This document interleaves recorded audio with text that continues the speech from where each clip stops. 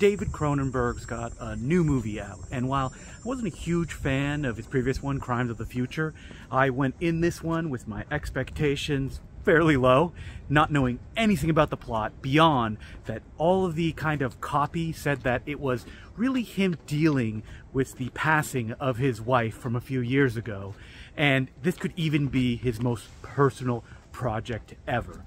So the film starts, and I'm a little worried because they are a lot of production companies like Saint Laurent, and they're shown on screen over and over again.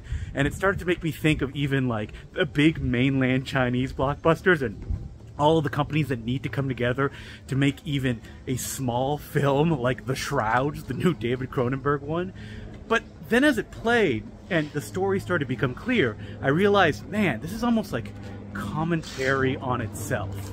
One of the fascinating things about The Shrouds is that it starts in a way that is very cold, that is very funny, and that is kind of like my favorite version of David Cronenberg. People like to, talk about his, obsession with body horror and just like the physical, twisted, and extreme. But I also like it when he's really funny. And this is David Cronenberg in funny mode, very talky mode. A lot of criticism about this film kind of centers around the fact that it's in a lot of rooms and it's just people talking to each other. But from the get-go, I was all into that. Get away from the body horror, David. Do something different. Even though, when the concept of this film started rolling out, which is that Vincent Cassel plays a guy that's basically wearing David Cronenberg cosplay, who owns a company that creates these shrouds that dead people can wear when they're buried, and then their family can look through a camera and see their bodies decompose. I don't know why anyone would want to do that, but man, I'm gonna watch a movie about it. And as this plays out, Vincent Cassel notices that on his wife's decomposing body, that there's stuff that's growing. And I went, oh man, okay, so we are going into the usual David Cronenberg body horror kind of thing.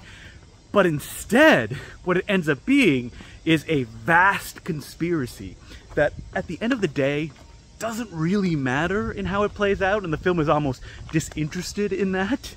But because you got Vincent Cassel doing kind of David Cronenberg cosplay, going through a big conspiracy, and also sleeping with multiple beautiful women, including Diane Kruger, who plays a dual role in that classic dead ringer sort of way.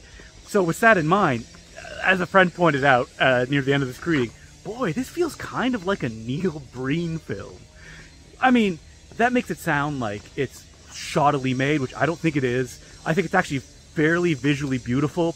Everyone except for Vincent Cassel and Guy Pearce are giving that like deadpan Cronenberg style performance, which I very much enjoyed. And it's still filled with feeling. Like feelings that clearly Cronenberg experienced through the untimely passing of his wife, and how he kind of goes through it. You get these dream sequences that have like more of that surreal stuff, but still grounded in a kind of reality.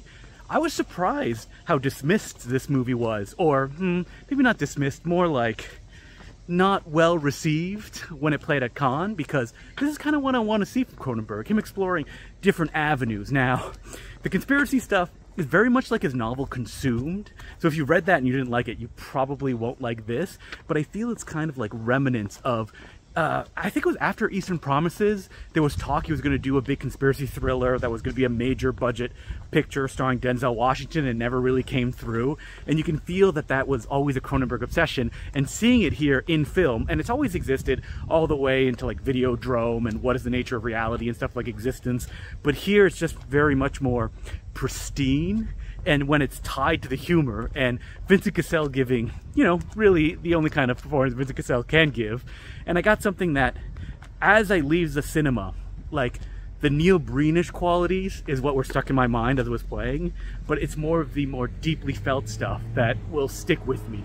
The way that, Cronenberg illustrates the deterioration of Cassel's wife in the film as she's going through all the procedures. That's something that I feel like will probably pop up as we all have to experience this in our own lives, and seeing these kind of raw portrayals on screen is something that you see very rarely.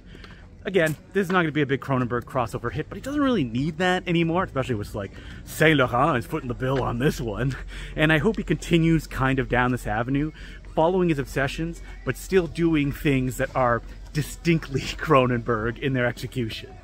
Keep him funny, David. That's the way I love him.